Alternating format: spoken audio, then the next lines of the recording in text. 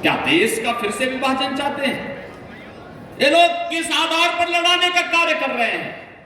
कहते हैं जातीय जनगणना करेंगे। क्यों करेंगे? इसलिए करेंगे जिससे पहले जातीय जनगणना करके अलग अलग जातियों को अलग अलग समूह बनाएंगे, फिर इन जातियों को आपस में लड़ाएंगे और फिर लड़ाने के बाद कहेंगे कि देखो तुम्हारी तो लड़ाई आपस में इतनी ज्यादा है कि तुम सुलझ नहीं पाएगी।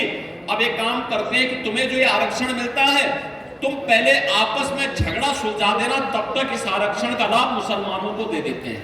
ये करने वाली है कांग्रेस और सपा का गठबंधन। ऐसे ही अनुसूचित जाति के लोगों के, अनुसूचित जनजाति के लोगों के अधिकारों पे भी सेल लगाएंगे और भारतीय जनता पार्टी मोदी जी के नेतृत्व में इसको स्वीकार नहीं करेगी, हरगिज स्वीकार नहीं करेगी।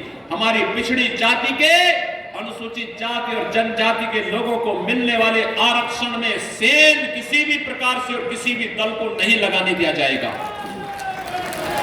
और इसलिए बहनों और भाइयों, हम लोग आए आपसे कहने के लिए, ये चुनाव नए भारत को आत्मनिर्भर और विकसित भारत के रूप में स्थापित करने का है।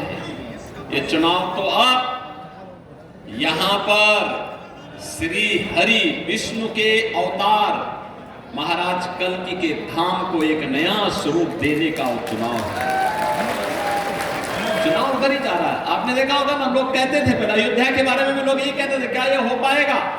बोलते थे ना, जब हम लोग विश्व हिंदू परिषद भाजपा के लोग नारा लगाते थे, बजरंग दल के कार्यकर्ता नारा लगाते थे कि रामलला हम आएंगे, मंदिर वही बनाएंगे, कांग्रेस और सपा के लोग हंसते थे, कहते थे अरे क्या बोल रहे हैं, बोलते थे ना ये लोग, तब भी हंसते थे और तब भी कहते थे, उपवास करते थे हम लोगों का, कहते थे देखो ये कभी हो ही नहीं सकता।